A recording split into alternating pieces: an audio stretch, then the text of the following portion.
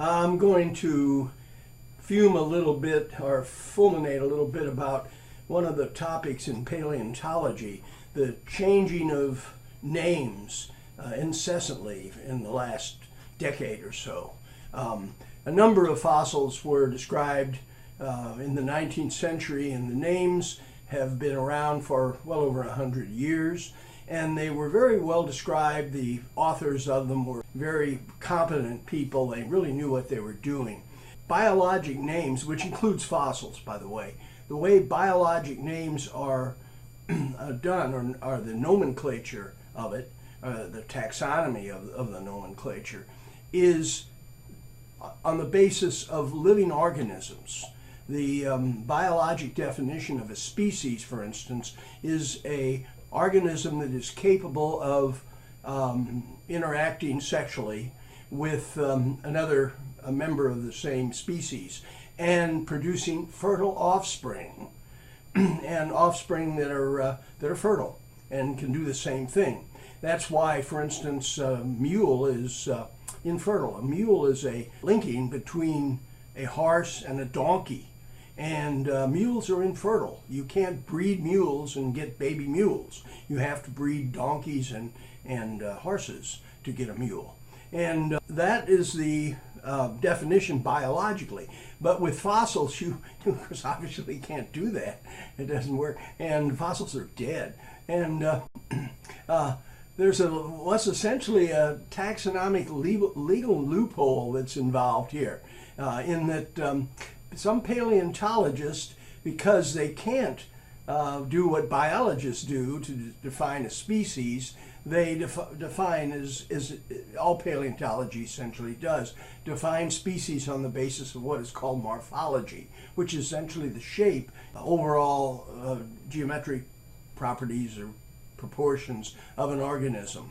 If two fossils are essentially the same, they are given the same, considered to be the same species. Another one is slightly different. It might justifiably be designated another species. So you have species 1 and species 2.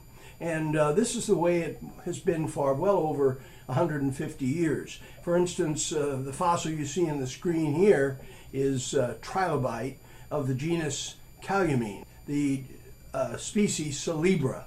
And it's been known for 120 years or so as Caliamine celebra.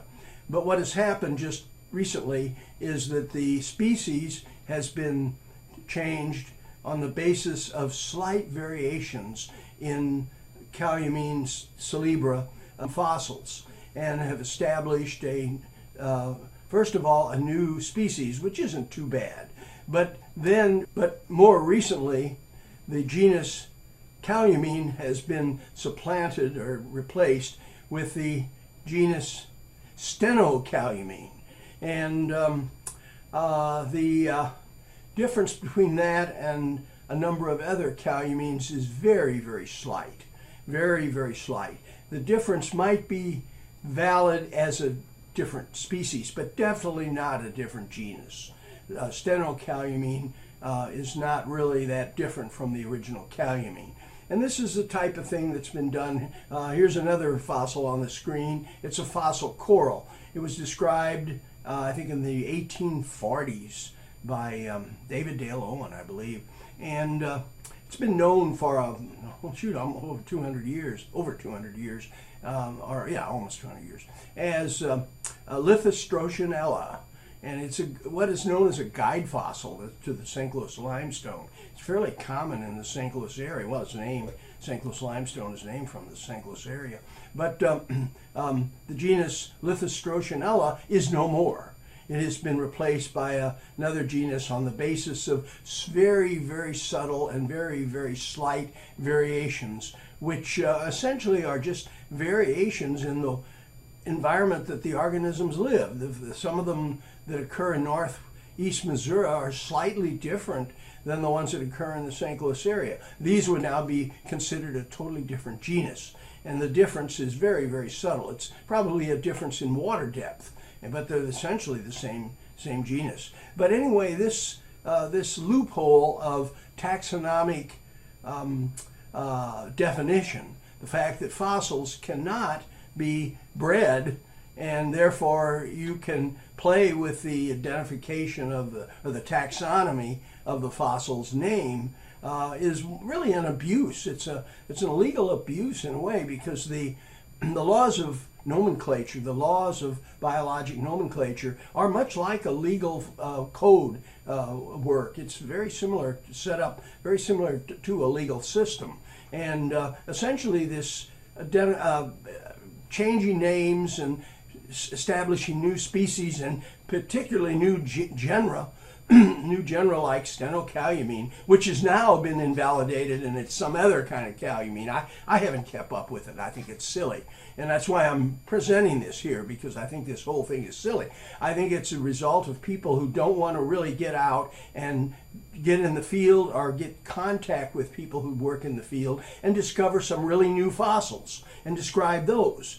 They are simply redoing what has already been done, and essentially kind of screwing up the literature in doing this, because these names have been well established, and they are used in indexing rock strata and working with geologic time. And the renaming of all these new genera and new species, and particularly the genera, really just throws a monkey wrench in the whole thing. So anyway, that's how I feel about it. But I've had some people say, well, I'm sour grapes and I'm not keeping up with the modern nomenclature. No, I'm not. I think it's silly.